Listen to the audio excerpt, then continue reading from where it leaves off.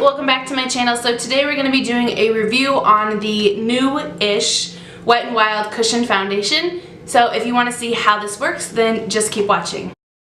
So this is the Cushion Foundation by Wet n Wild. It is fairly new. I don't know exactly how new, but I purchased mine at Walgreens. It does retail for $8.99. The shade I got was Light Ivory, which I believe is the lightest shade they have. And they actually don't have very many shades. I just looked online and it looks like they only have 8 shades. And I mean, they're very, very light. Like, that's just really bad selection, especially since it's only 8 and it barely goes into tan. But let's see what the claims are for this. So it's supposed to be a match made in makeup heaven. It's a liquid foundation and a cushion compact. Tap the cushion to add just the right amount of coverage, or double tap to add more. It's perfectly portable with an airtight, no mess compact that makes applying liquid foundation a breeze. Infused with coconut derivative, the luminous, lightweight, and buildable formula helps boost hydration and contains SPF 15 for added skin protection. Let's go ahead and just open this. It doesn't say if it's medium or light coverage or full coverage. It kind of just says you build your own coverage, I guess. That's what I take from that. So this is what the package actually looks like. So you open it up.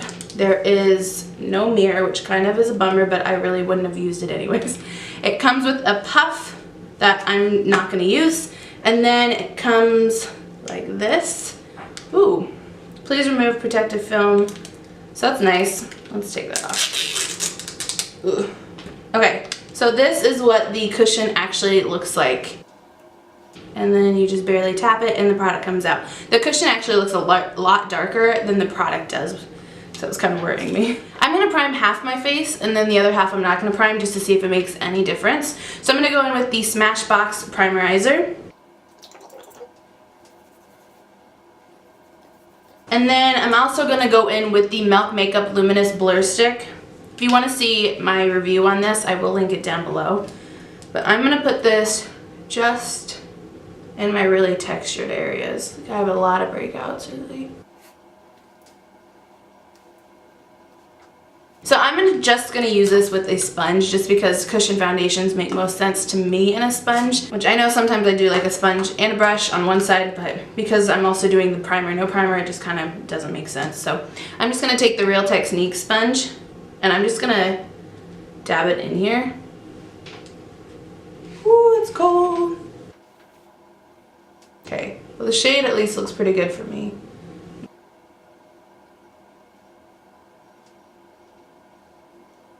Okay, so this is basically one layer. I just dipped it in once and then for each section kind of just used one dip. So it does go a long way. It's, well, not really. Okay, that's really gross. I think if you just do the one dip, well, technically it was 3 dips for each part of my face, but if you do that, it is pretty light coverage. Like, I can still see a lot of my redness. So I'm going to try to just do it again and dip and see if this builds. It says it's supposed to be breathable and buildable. Luminous, lightweight, and buildable. We'll see. I do see the luminosity in it though.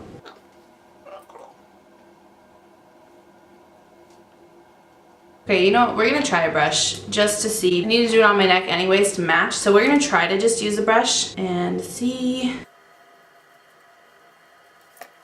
I would say no to a brush. I felt like I had to dip in way more just to get it on the brush. For a brush, I would say no. Alright, I'm gonna go ahead and finish the rest of my makeup off camera and then I'll be back with my final thoughts. Okay, so now that my makeup is done, my thoughts about this product are kind of mixed. I kind of like it and I kind of don't. So if you like light coverage, I think this would be great. I'm not really the person that likes light coverage just because of my redness. It did take a lot to cover it. I think I had to build it maybe at least 3, sometimes 4 on some spots to get it to pretty full coverage. This spot right here, I have a lot of redness, and that one took me, I think, at least 4. And it felt cakey. Like, it still feels cakey.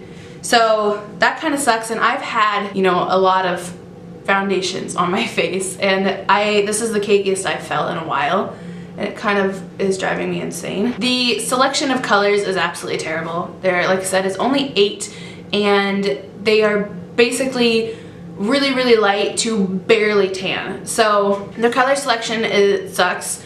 The cushion concept I think is cool. I wish that it would have gone a lot further with just one dip than it did, but like I said, I couldn't find anywhere where it said what kind of coverage this was supposed to be. The way I got it was the more you put on, the more coverage you could get. I do think you can build it.